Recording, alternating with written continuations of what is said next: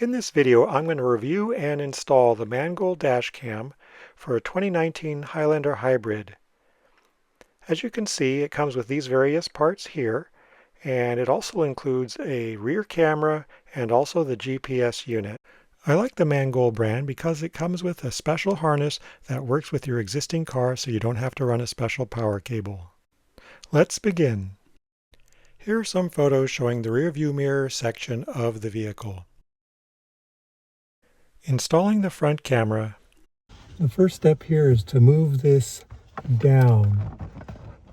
It should just pop down. Yep.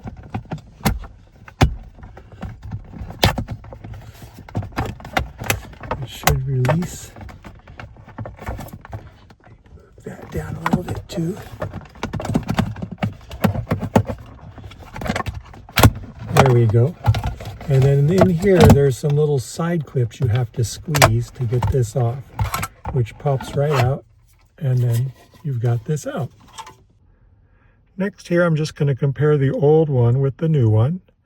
The old one is on the left, the new one is on the right with the camera. You can see they're pretty much identical.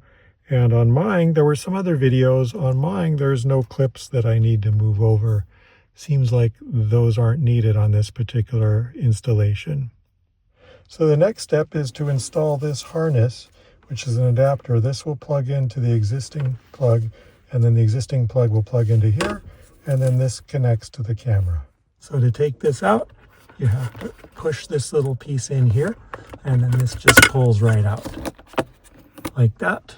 And then we can go ahead and insert the new one. Like so. And then the existing cable, hard to do this with one hand. The existing cable will simply plug into here. It is plugged in. I couldn't do it with one hand. And then there's the connector for the camera. So let's go ahead and set that up. I had struggled for a while trying to mount the camera back on the windshield when I finally found out that the clips needed to be swapped. Particularly those red clips need to be swapped with the orange clips. So I'm swapping out these clips. These clips go here. I've taken one out and I'm going to swap them out. The red ones came with the new, the orange ones were with the old, and I think the red ones are just a little too big for this application, making it difficult to install that. All right, I've replaced the clips. I have now the two original equipment orange clips in the camera unit, and we're now going to put these cables here, and we're going to try to see if that slides on as I described before. And we'll bring this up like that so it can go in a little easier. All right, so now that goes down there, and there we go. That was easy. So you definitely need to change out those clips. Now we can do this other step, which is to hook up this cable. This is the power for the camera. You can see it says power plug. And this is the adapter. And this goes in this way. All right, so we've got these pieces done. And there is a little connector here for the rear camera. And then this is for the GPS, which we'll hook up later. I'm going to go ahead and tidy everything up a little bit in here so that it all fits within this compartment, at least the pieces that we're done with, which is these two cables. And I'm not going to put this plate in yet until I finish connecting the rear camera and the GPS. Installing the rear camera. So I'm going to go ahead and route this cable under here. I decided this is really big to try to stuff under here. This plastic piece here had a lot of space, so I'm going to go ahead and possibly need to remove this and put that inside, but that's my plan. So for now, we're going to just insert this under here as best as I can. I might need to take these little things off to get access to this. Yep, there we go. And they do give you a little tool, but it actually just works pretty easily with your fingers at this point. this tool here and kind of make sure everything gets under there. And then over here, this is a little tricky. You're going to need to pry this up or out a little bit. Get that over.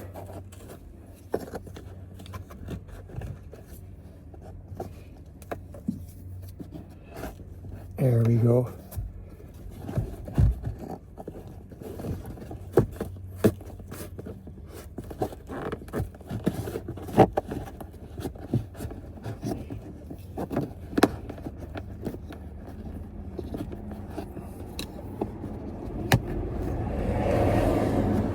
It's actually pretty easy. And I'll need to move the camera. So yeah, we've got it up through there. And then we're going to just use this little tool to kind of slip this in here, which pretty much just goes in. I don't know if you're supposed to get that inside underneath there. Yeah, that works.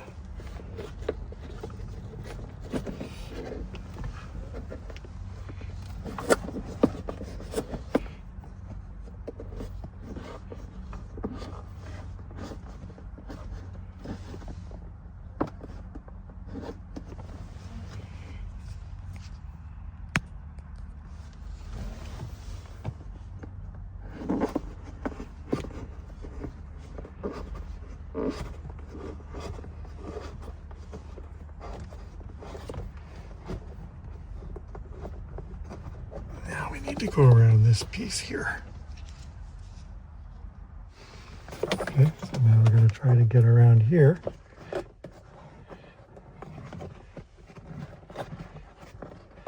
a little tricky.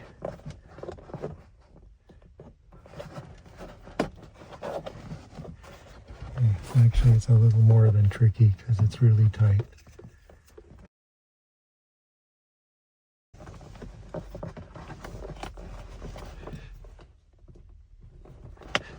There we go.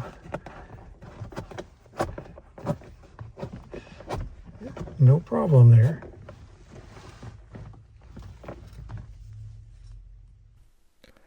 I sped up this part of the video because I think you get the idea of what you need to do to route the cable. It's pretty much the same thing. You should just take your time and be careful so that you're not damaging any of the interior of your car. If you do that, it does seem pretty straightforward. The little tool definitely helps a lot. Just be patient, take your time, and you'll be able to route the cable through all the different little spots.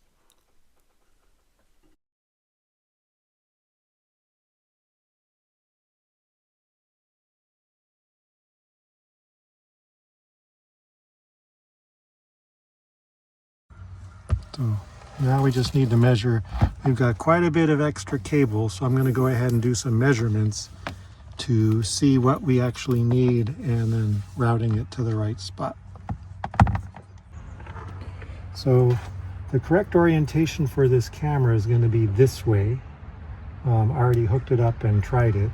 If you put it this way, it's upside down, so we don't want that. And then we're going to need about this much cable so this can move freely up and down when this opens and closes. And then the rest of this cable here, you just need to be hidden inside here, or it looks like over here there's a lot of space. So I'm going to go ahead and do that.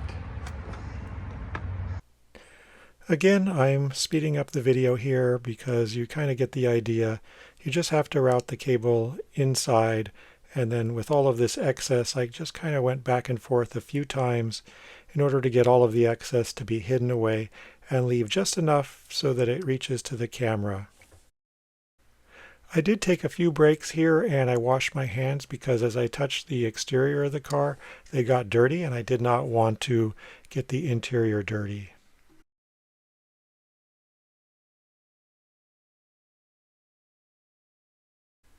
And here's how the back camera looks mounted with a back hatch open and a close-up of that. Notice the extra cable needed, and from inside.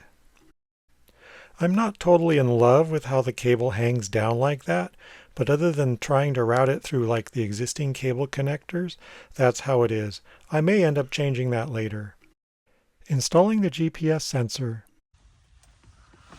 All right, for the GPS, there was some instructions about running the cable all down here and putting it on the dash, but in this case, I don't think it would be bad to just mount it right here, because you can't really see through this anyway. And from what I can tell, the signal does seem to be coming through. And then I can just route all the cable up here. And there's a lot of space in here. All this excess cable will fit there and hook it up. So that's what I'm going to go ahead and I'm going to do. And here I'm running the GPS cable. Basically, you're just going to hide the cable by running it back and forth a few times, similar to what I did with the rear view camera excess cable, so that it's stored away and hidden, and then hook it up to the main camera unit and stick it onto the windshield. And here I'm trying to remount the front camera back on, and I had a little trouble with all the cables on one side, so I decided to move one cable to the other side, and then I was able to get it to click on and fit just fine.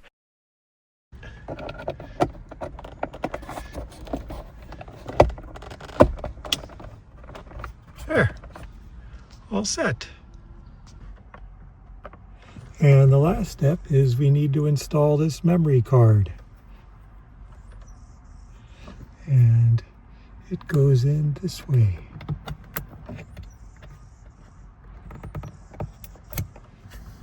Now, when I first start the car, we should hear it ding.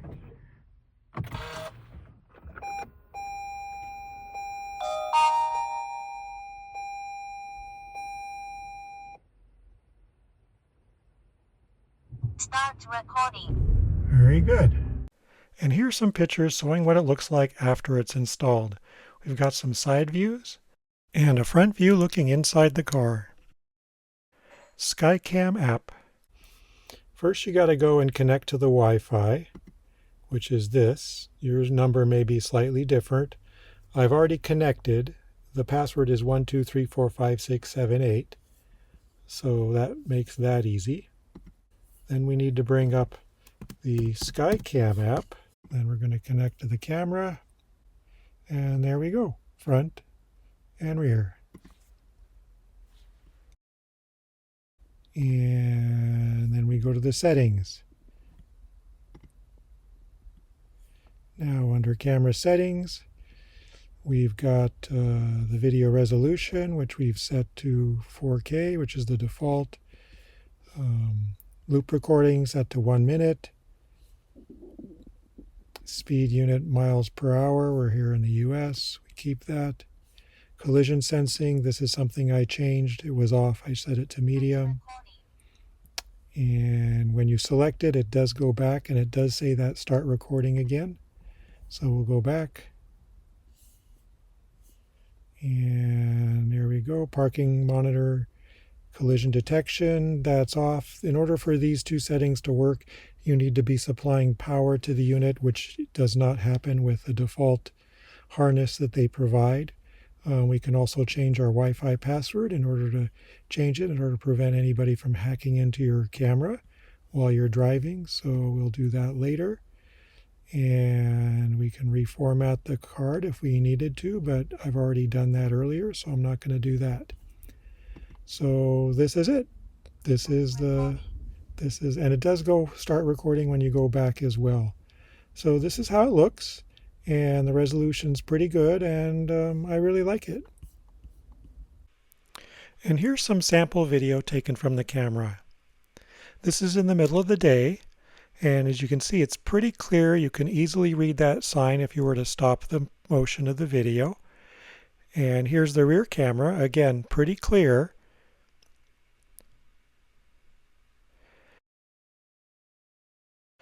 I'm very happy with the image quality of the videos, and you can also record audio as well, which I did, but I didn't include it here. And here's some sample video of night driving. This is the front camera.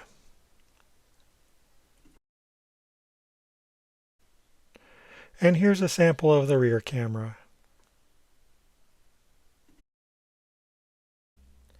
One thing I wanted to point out is that if you do have the GPS module installed and you download it to the album in the app, you can actually watch and see in real time what your location is in a map. And you can also change the playback speed. Here you can see I'm changing from 1x to 2x to 5x, and you can even slow it down even more to 0.2x if you wanted to do that, so you can, almost frame by frame see yourself going through traffic. I thought that was kind of neat. Memory card capacity. I decided to calculate how long the loop time would be, meaning how frequently would it overwrite the earlier recordings. And if you look at the math above, if you're recording both front and back with audio at a 128 gigabyte memory card, you get a bit over 11 hours, which is quite a long time of recording. Overall, I'm very happy with this Mangoal camera. It's pretty straightforward to install. The image quality is very good. It works with my iPhone, which I love. And it's simple to download images. You can take the memory card out and download the images separately if you want. It's very straightforward. And I like that you can get it with a custom harness that integrates with the existing electrical system of your car. They sell all kinds of different models, so check out their website. There's a link in the description for my particular make and model, but you could easily search their store for the particular model of your car. Thanks for watching. Please like and subscribe. And take a look at one of my other videos here.